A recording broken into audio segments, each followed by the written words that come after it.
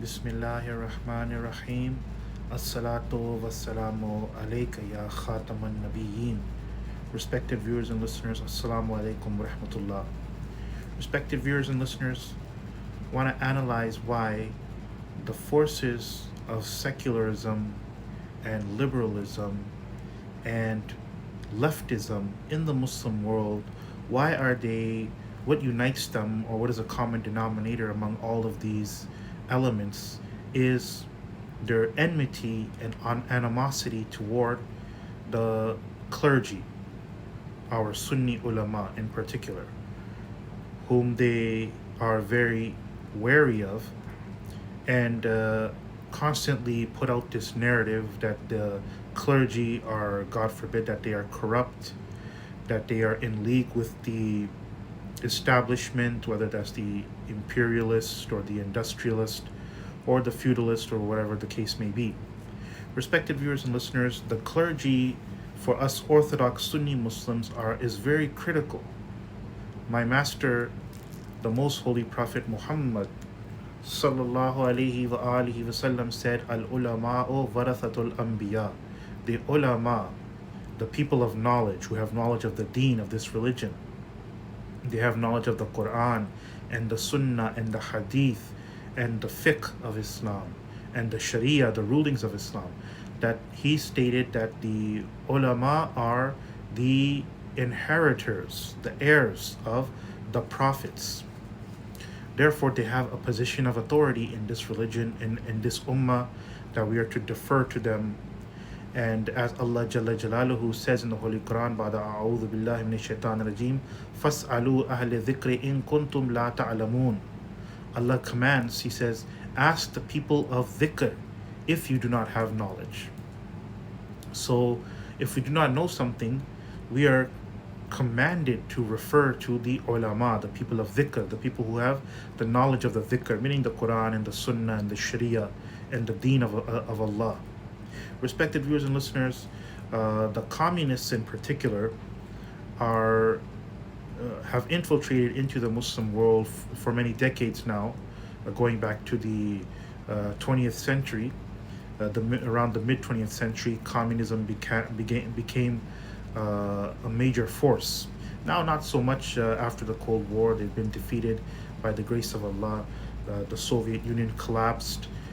Communist China also, though it is still officially a name communist and ruled by the Communist Party, but the ideology is not as dynamic, not as energetic.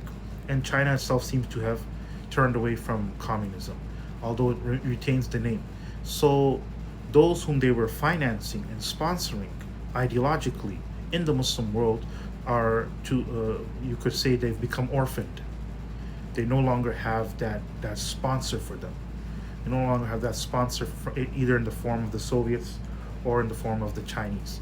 Therefore, these communists in the Muslim world, they have always been anti-clerical. They've always been anti-clerical. They've always been opposed to the ulama. They've always seen the ulama as reactionary, as their primary threat, because the ulama have a hold over the people, over the Orthodox Sunni Muslims. So there was this clash, this battle for this conflict, for this war for hearts and minds, for souls, really. Therefore, when the communists put out their narrative, they don't directly go against Islam. They don't say, well, we don't want religion.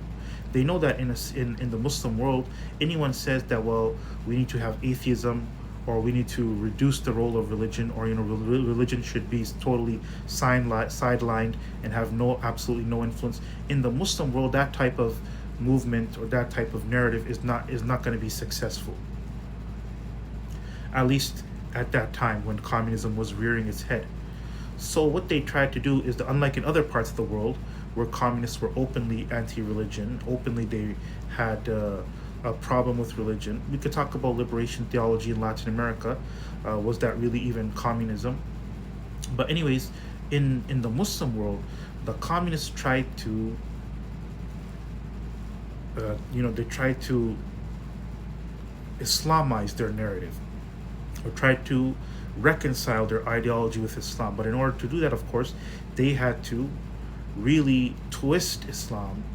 They really had to disfigure the deen of Allah, present it in such a way where it's no longer orthodox, it's no longer Sunni, it's a different version of Islam. It's a communist version of Islam, where, of course, the social justice aspects of the religion are highlighted, but everything else is sort of put to the side, or blamed upon what they term as mullahs, and that's their derisive term for the ulama.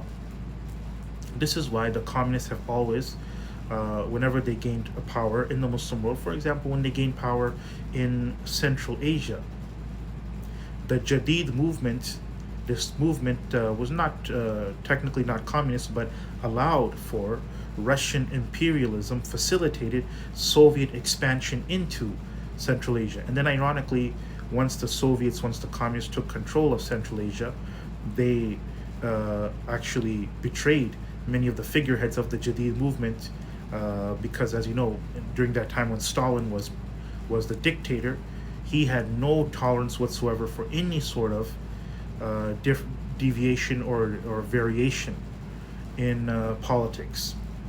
So he was like the worst dictator probably this earth has ever seen. So Stalin eliminated many of these Jadid movements, and you could say it's an irony of history that the Jadid movement that allowed, you see, the Jadid movement basically was modernism.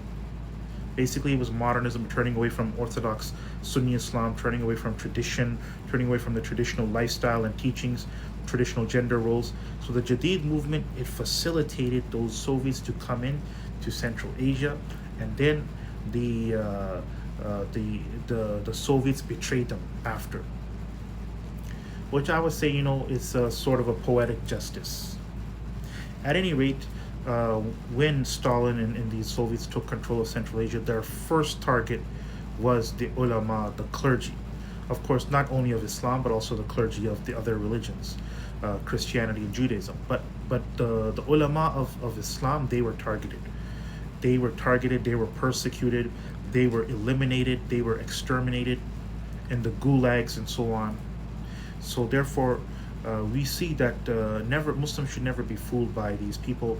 Now what happens is the communists that are left in the Muslim world are still clinging to that ideology. They are trying to adapt Islam into their narrative, but minus the ulama, minus the orthodox Sunni interpretation, so as to beguile the people, and try to create an enmity toward the Sunni ulama in particular, whom, as I said, they review as reactionary. Therefore, respected viewers, listeners, the communists, we have to be very, very wary of them, and ensure that they never rear their head again in the Muslim world. The amount of destruction, the amount of damage that they did in the 20th century, we cannot let that be repeated. So don't fall for their narrative. They try to win the hearts and minds of people through deceptive means. So they'll say, yeah, we're anti-imperialist, we're anti-America, we're pro-Palestine, we want to liberate Palestine, we're against Zionism. They'll say this type of thing so that this way they can creep into the hearts of young Muslims in particular, who are impressionable, and then trick them, and actually through stealth steal and loot their faith. God forbid. Until next time, Assalamu alaikum.